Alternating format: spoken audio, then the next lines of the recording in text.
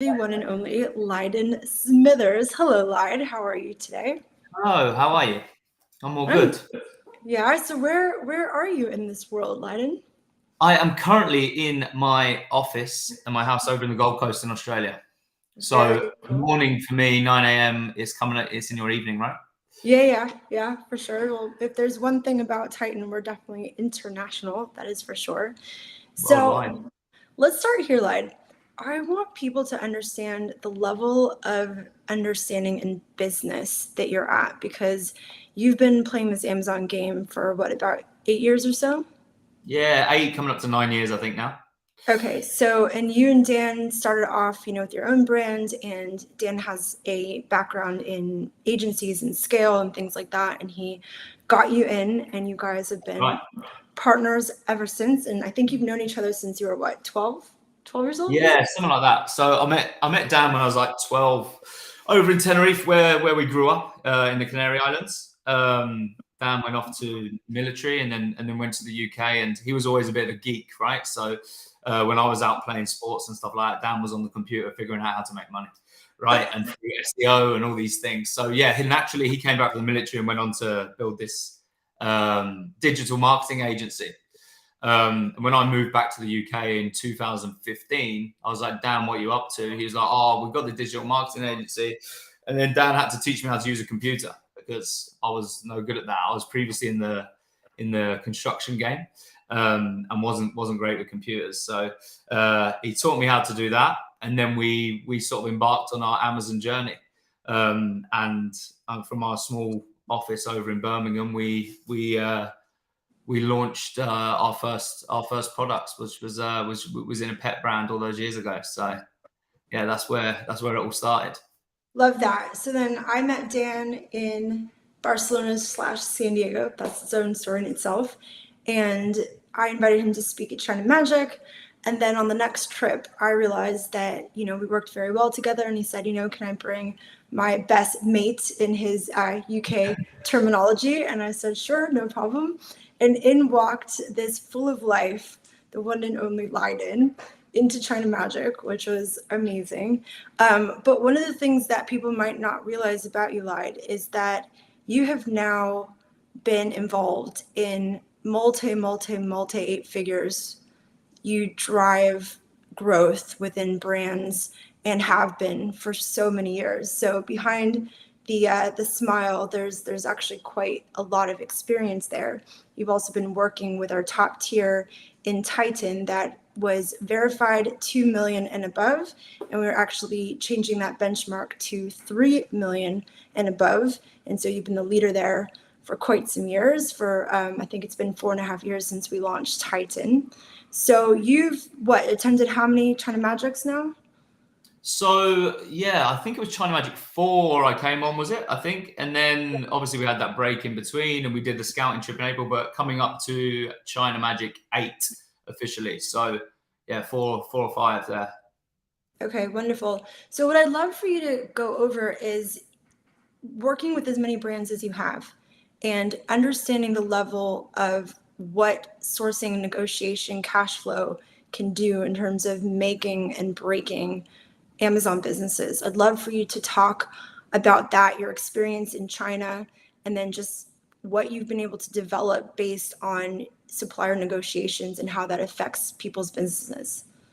Yeah, so when I came to China, I didn't really know what to expect. What a lot of people thought, and this is what I thought. And I was like, okay, Dan's going to do this trip. He said I should come along to have a look at some of our own brands and then see what I could contribute in terms of what I'd learned. And I thought, well, I can do all this over email. Like, what do I need to go to China for? Like, it doesn't like it's a long way away from London or Birmingham where we were.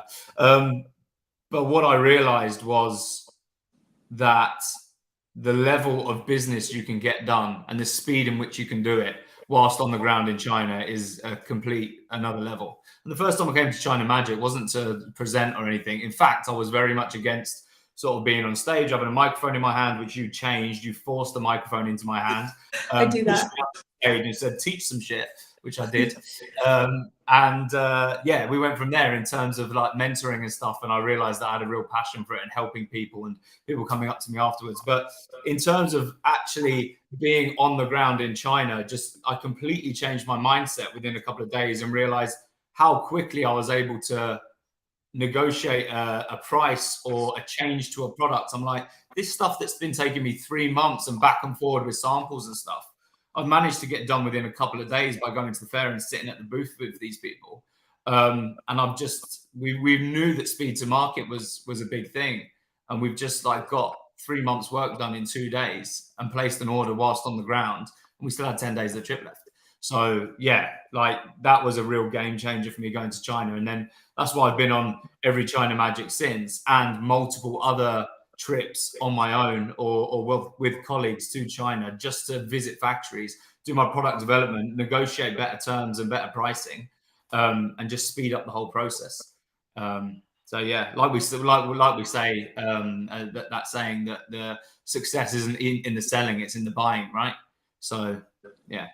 100%. So talk to me about, because one of the things you're very well known for is your ability to not just negotiate terms yourself, but you've really brought that through with others and some of the huge wins that you've helped people create at all levels of Amazon. Yeah, so that was something that I was able to apply from my previous roles. I grew up in the sort of construction game and buying materials from different countries and importing those materials to refurbish nightclubs and hotels and stuff like that. And I've always had that negotiation side of me, and it's something that I really enjoy doing. It's like a pastime to me, negotiating and getting into the weeds and where we can sort of do it. And what I realized very quickly was that everyone was negotiating price. Like, how do I shave 10 cents, which is going to give me a 0.5 extra profit margin? So that's great.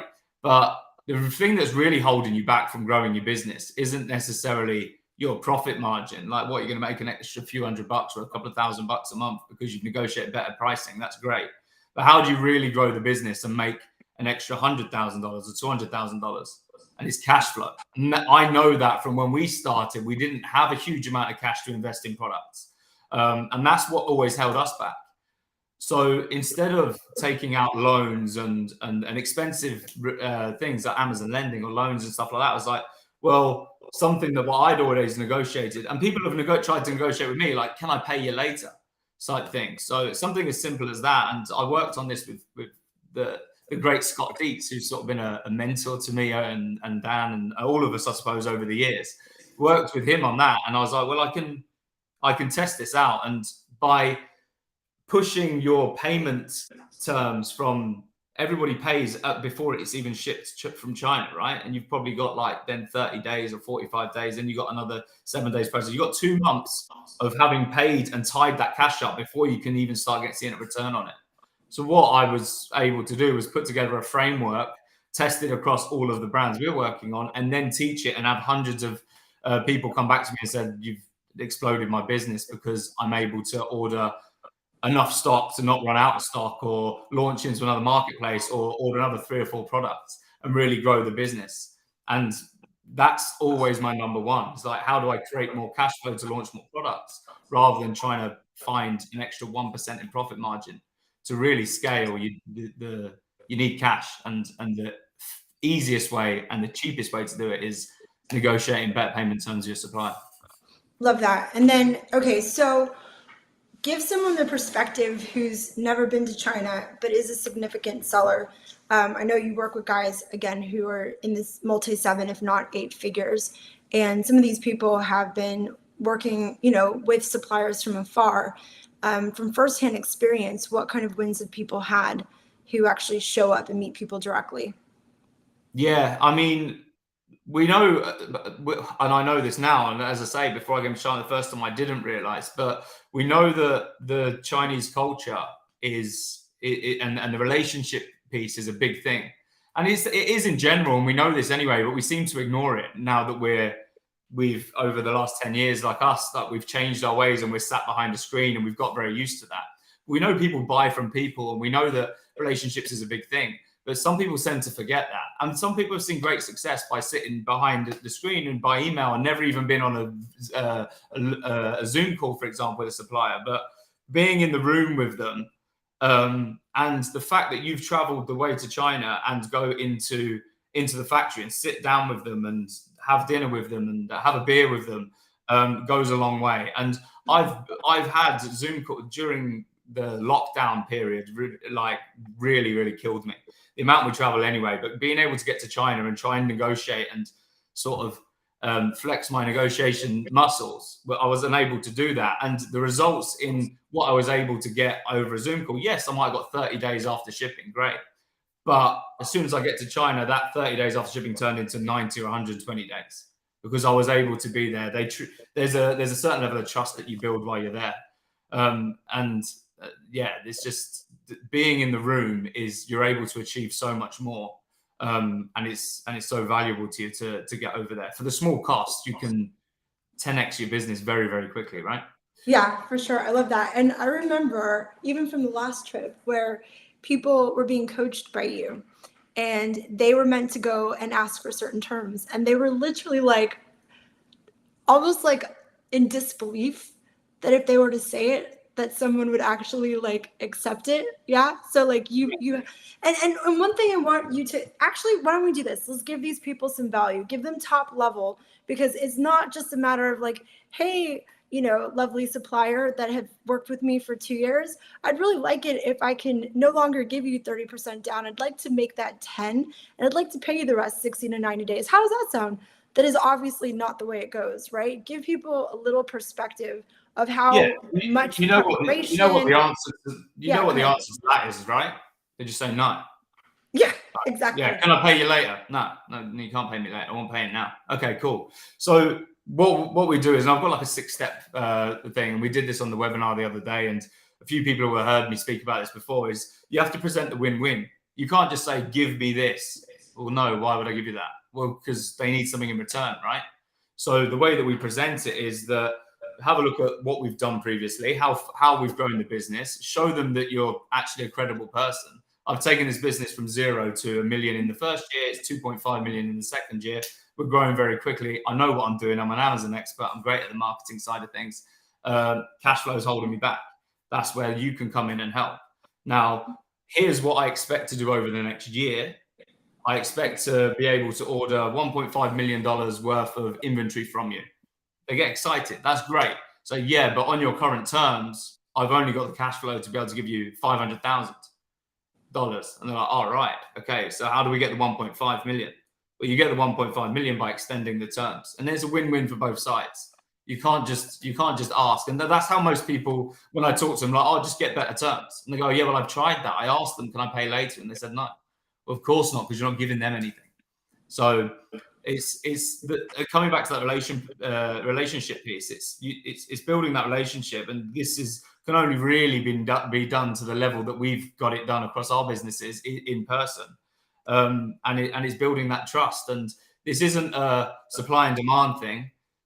It's we're business partners. We're going into this together, and we're going to grow together.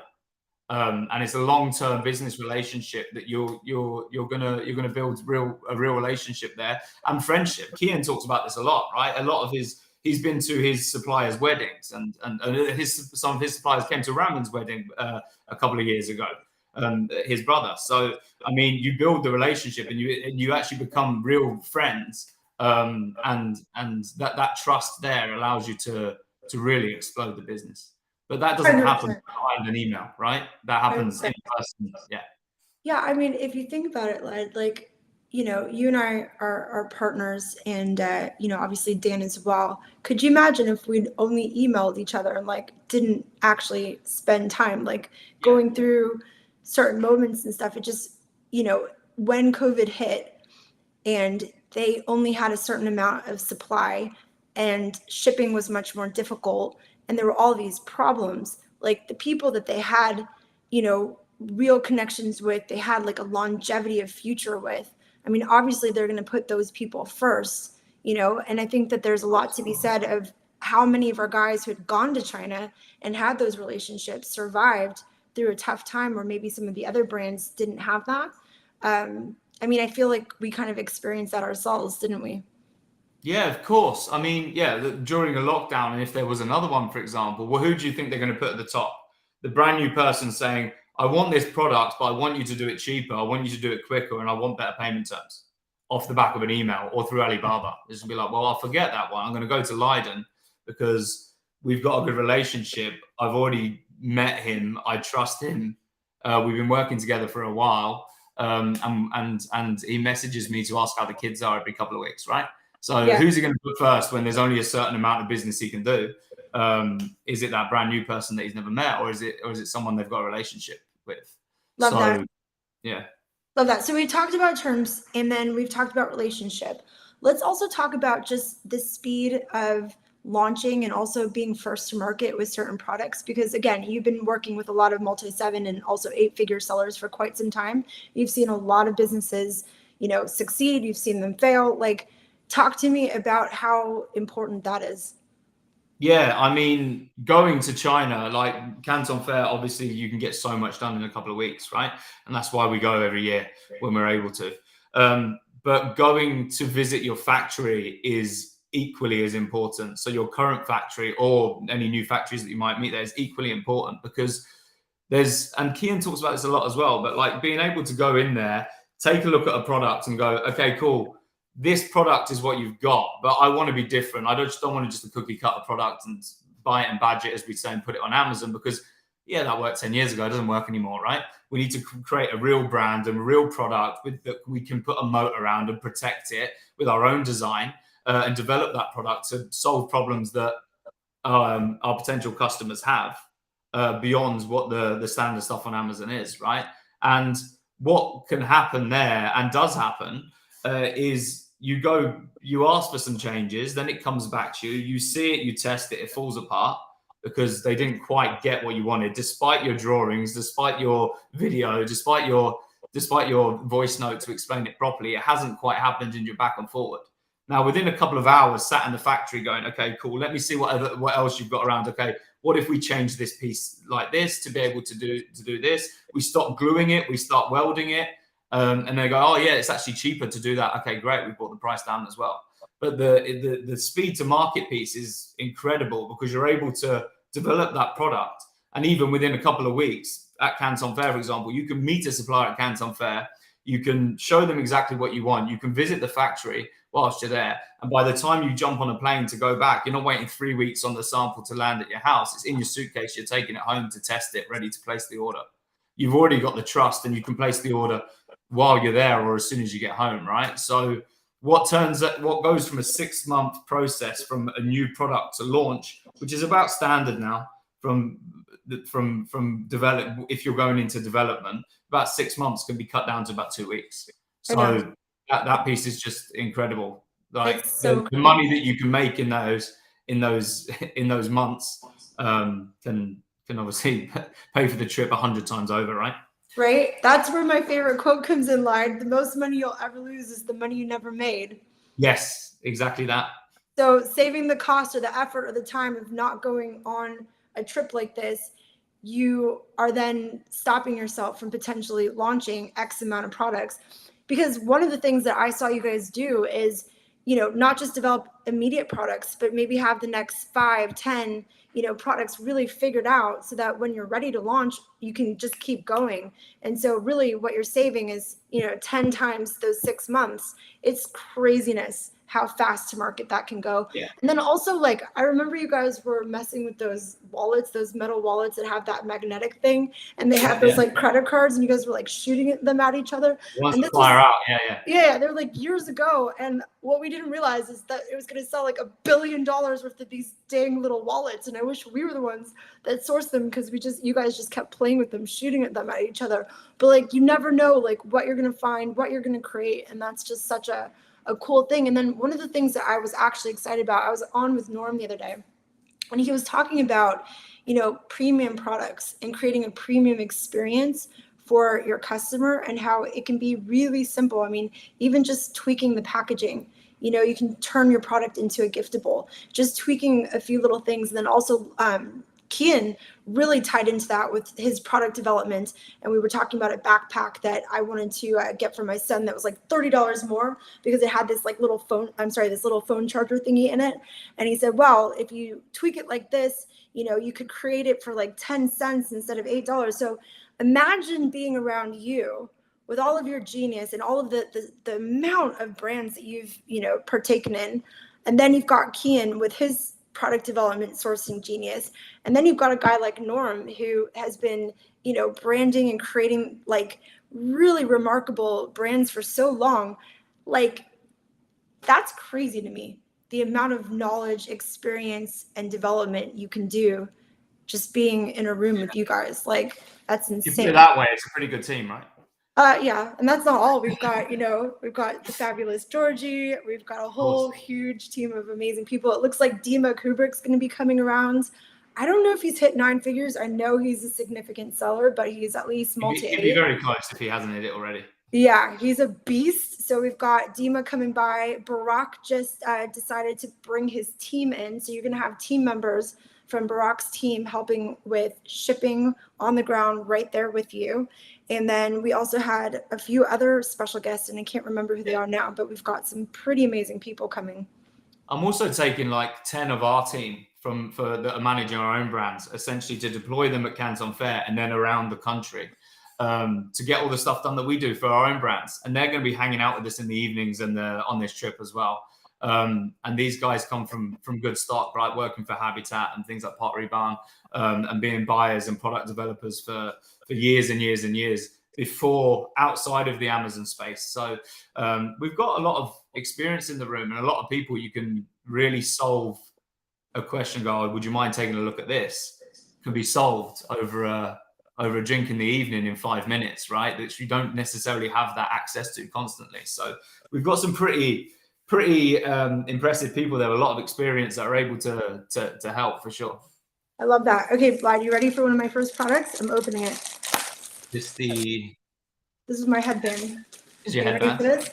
No, there's a reason I'm showing this to you. Okay, so this is one of my original products, right? It's a yoga headband like this. And this used to take me months just to get the style right, the fabric right, the sizing right.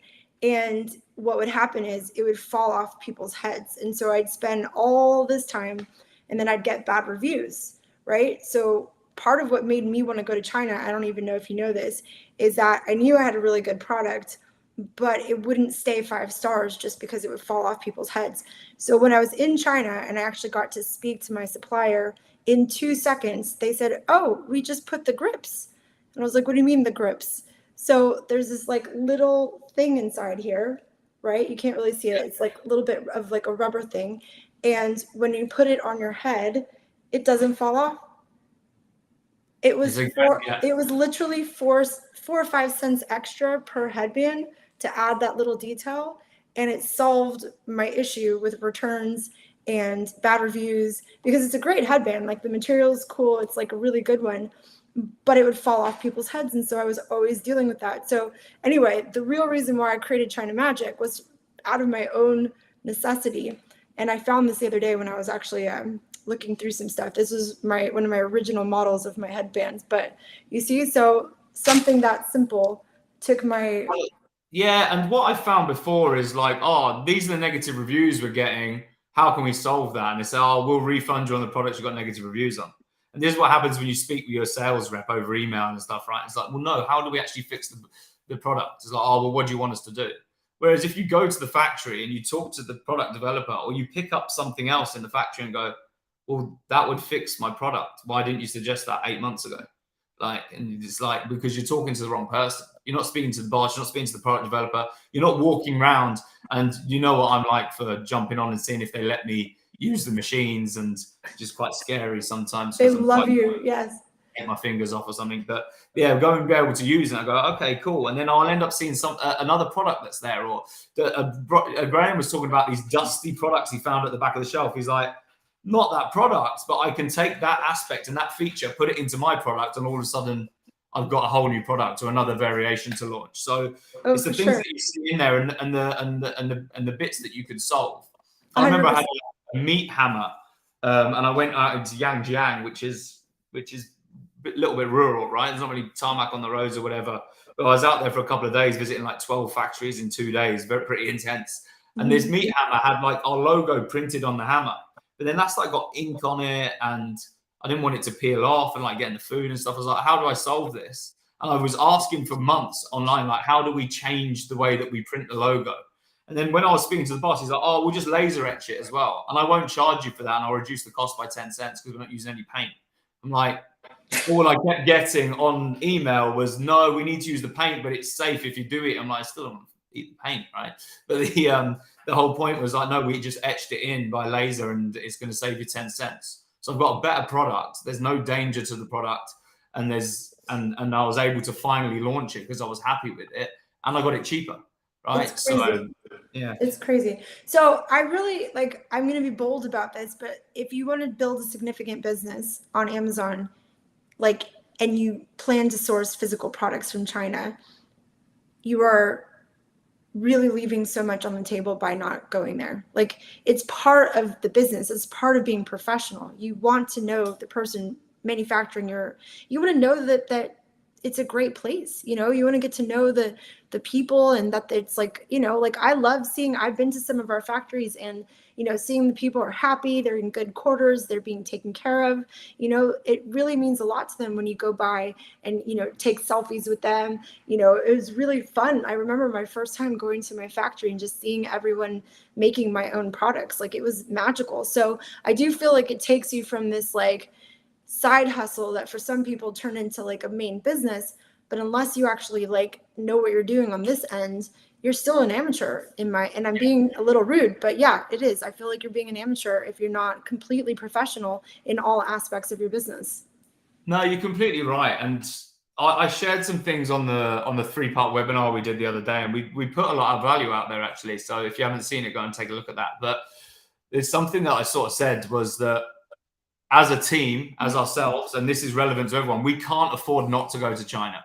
And I sort of read through some of the stuff, like we're trying to reduce our return rate from 6.5% to 5%, right? Because our return rate's a little bit high. I know that we'll achieve that in China, and it's gonna save us $50,000 in returns next year, as well as better reviews, more momentum. We're going to gain more money, right? And then we're going to try and reduce the COGS on one of our products by 3% because we know that our competitors are getting it cheaper. With the same approach to look what we can do, we want better terms, we want better pricing, that could save us $200,000 next year. There's 3 products for another brand that we're looking for that we know will result in about $750,000 for that particular brand, just in 3 products. Now, if you add all that up for the small cost in going there, then it's gonna pay off in the long run. And that's why I sort of said on the call, we can't afford not to go to China and get this business done. And those 1.5% on a return rate doesn't sound like a lot. 3% on COGS doesn't sound a lot.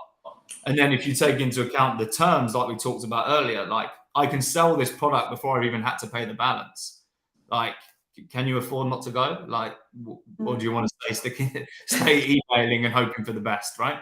For sure, for sure. Well, I adore you, and thank you for like the amount of energy and spirit that you bring to China Magic and how much you care about the people, and it's just awesome. Plus, it's so fun. Like, we've done so many things. We've been so many places, like the dinners and like going to Hong Kong and going to like one time we had the governor of some, remember that time Oh we yeah, went, and this governor yeah. had like this huge event for us, and we were meeting all these factory owners, and then we had to do karaoke, and they were trying to get me to sing, and I was like, please don't make It was me actually sing. a weird day, but it was great fun.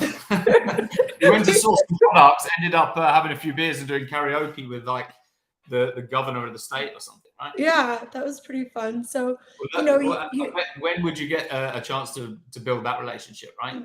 for And real. actually, with that, what we got invited to, I don't even know how we got invited to it, but some of those factories there, I'm still in contact with them now. The luggage factory, for example, that gave me the sample. My suitcase broke, and I bought a new suitcase home, didn't I? But I'm still in contact with them, and we've used them before. So built that relationship with them, found a factory I didn't expect to, and still in contact with them now. I love that. I think we need to do a luxury Titan travel line. So Yes. I think we need to talk to them about this idea. Yeah, please. Yeah, well, you're the perfect avatar to help us design the product. So there you I go. am, yeah, I think we kind of all are. I think we would make a really cool. We should definitely do that, and then we'll put the little wings somewhere, just like dainty. I think it'd be super cool. So, anyway, guys, I hope you can sense just the excitement that we have for this topic. And honestly, in April, Lyde went, and I was like, oh, I couldn't make it, and I realized that he was so right. You know, all the people and all the wins that they had, like none of that would have happened if Lyden wasn't like, no, Athena, we've got to do this. The Canton Fair is open. Let's go. And so I appreciate you being courageous like that, Lyde. Yeah, that's a good point actually, because across you and Dan, across the team, it's like, I don't know if we should. Let's just wait for October. And I was like, well, I'm going in April. And the reasons behind that were like, you've got 3 years of not being able to get into China. Those factories have still been working. They've been innovating new products. And we saw that when we got there. I was like, right, what were you working on? They're like, well, we tried to design this and we developed this product and we've innovated on this. It's like, well, I'm one of the first people back to China. I got to see these and got to choose them before anybody else got to see them and see what you've been working on. I also, one of the other reasons I was like, well, it's going to be quiet, so I'm going to get more time at the booths. I don't know how wrong I was about that, but it was the biggest opening day to a Canton Fair ever. So I wasn't the only one pushing, like saying we need to get back to China, because yeah, I got back and there was a whole nother booth that a whole other hall that I wasn't aware of. So it increased size by 25%, and it was the biggest opening day ever after all this time. So when some people were nervous, but I had like 22 courageous people come along with me. I'm like, I'm not sure how it's going to be because it's been closed down for a while, but you know what? Everything was business as usual. And I've never seen so many factory owners and employees so happy to see us, because they've been missed out on a lot of money, and they've been through the turmoil as well. And it was really good. And what we managed to achieve in April, and it will continue into October, obviously, now we're back and full steam ahead. But I managed to get some really good terms, like 20% deposit, 80% 90 days after shipping on a first ever order, someone I'd met 2 days beforehand. I'm good, but I'm not normally that good. Normally, I've got to work for it, get an order in first, and then build up to that. But some of the stuff that we managed to get, so just the cogs and the pricing, they were really interested in getting business done. And I've stayed in contact with a few over the coming months, and we've done business with a few people that we've met. We found something like 96 suppliers while we were there for our brands, and then all the people who attended as well. So everybody's excited for October again, and this one's going to be bigger and better than ever, I'm sure. I just can't wait to get back out there. One, for Canton Fair and seeing all the new products that are available to us, getting those creative juices flowing and seeing what we can make out of some of the stuff on display, and also sitting down and having conversations like, what have you out the back that you're not showing your 10 competitors on this line, and what can we work on? And yeah, just visiting those factories, building the relationships, and negotiating. My favorite thing, I suppose. Yeah, I love that line. And also, I think one of the things you brought up about how you were trying to fix a product, they were saying to paint it, you spoke to the boss, and in like a second, he knew how to fix it. One of the things people may not realize is that these factories have been in sometimes for generations in someone's life, right? So they understand sort of the methods, they understand the materials, they understand, like I was speaking to one guy, you know, they did watches, and it had literally been his great grandfather's business that they just kept passing on. And so when we were asking questions, like this guy knew about watches more than anyone. I mean, it was amazing to me, his understanding of his product. And so I think that once you have that relationship, it's also really nice to treat them as the expert. And when you do that, they get more creative and they want to help you. So that's also like just a little thing I've seen you do. I've seen Kian do it. You know, I've done it myself. Like, you tell me, how could this be even better? And then their creative juices start flowing too. And they're able to show you things like what happened with my headband. I mean, it literally saved so much time, money, energy.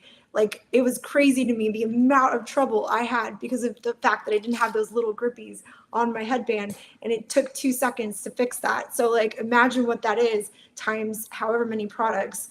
And this is really huge. And I think part of why we care so much, I mean, honestly, between I forget, 14 brands that we have now, Lyde, is it? 14 brands? 14 of our own, and then obviously hundreds of other ones we're in control of.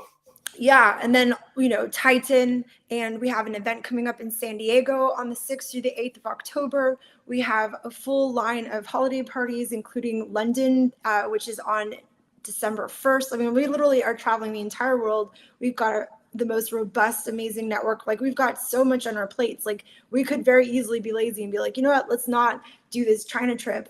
But I'll tell you, our best guys, the guys that have the biggest success stories, really, I'd say most of them had gone to China with us, and I have friends who came on my very first China trip who, and I'm not exaggerating, have exited their business for $50 million. I have another friend who's a top 100 Amazon seller, and he's in the kitchen space, and he came to my first trip, and another friend who exited his brand for a couple times 8 figures. And all of those wins, like, I'm not saying that it was me, but just the fact that I had a little piece of that story by enabling a trip like this, where they were able to connect with their suppliers and do it in a professional manner instead of them wandering around the fair, which is what a lot of people do when they go. Like, that makes me so happy and so proud. So anyway, you have been so freaking awesome, Lyden. Thank you for coming on here with me. I just want people to understand it. The reason why we're doing these little lives is because until you're actually there, it's really hard to understand the value of it. So I want to bring different types of people through so they know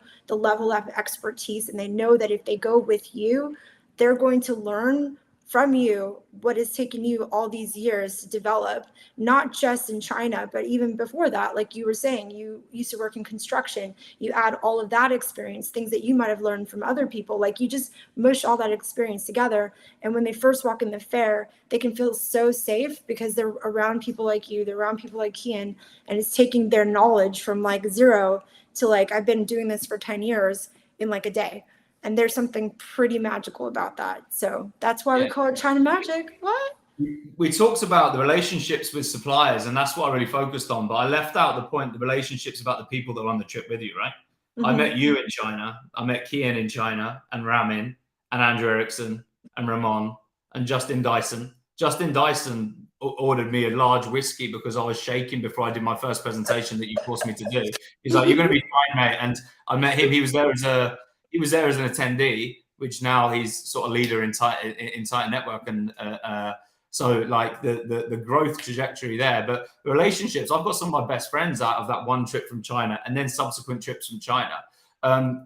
Best friends is one thing, but also people we've been very successful together in.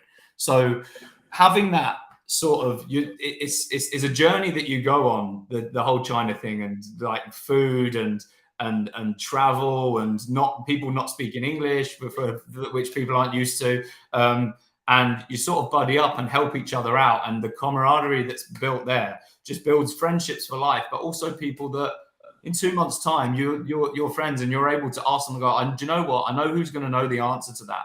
And that really resonates with me, because when we first started out, it was very lonely. So Dan and I were lucky we had each other, but we didn't know the answers, and we didn't know who to ask for the answers. You had some gurus like on the stage, but you couldn't just message them and say, look, do you know how to get around this? That's why we made so many mistakes. And off the back of what we managed to do in China, that's how Titan was born as well, right? Like, how do we make this like amazing community where everybody's got an abundance mindset and being able to help each other? How do we make it happen all year round? So yeah, like I owe China a lot from a career perspective, right? From becoming a mentor, speaker, and you and I going into business together, which never would have happened without China. Then also just some of my best friends in general. So I mean, you're missing one. You're missing a really important one. Close to my heart. Sorry, go ahead. Sorry, Lyden. You're missing a very important one that you met in China. Yes, I met Georgie in China as well. So yeah, that was a very good sourcing trip for me, if you like. Yeah, so, you sourced yourself the most beautiful unicorn of a woman. She's like a badass, an entrepreneur, stunningly beautiful, and you guys are like made in heaven. So you're welcome, Lyden.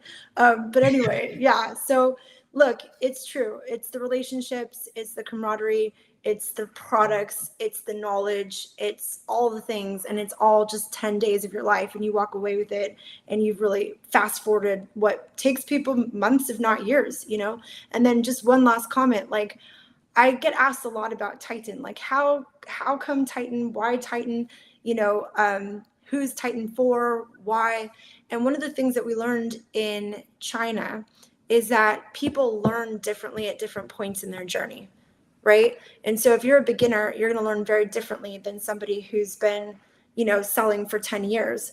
And so one of the things that I think is really special is that we also kind of separate people out in little groups, and you get a lot of attention from mentors. And that's kind of why we created these different, levels within Titan, because you don't want to mix somebody doing 3, 5, 10 million with somebody who's just gotten started. So we really have learned so much in China, not just about business, sourcing, all these things, but that's really where we learned how to serve people properly, because we really got to know them. So that's kind of another huge bonus on how all of us have been able to create this beautiful world. So anyway, thanks for coming on here, Lyden. I know it's really early for you in the morning. I super appreciate it.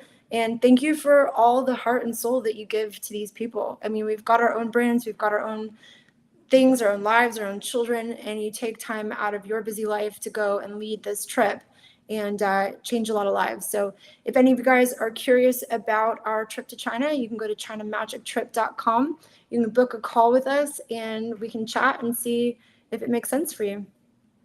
Perfect. All right. Thanks for having me on. Been fun.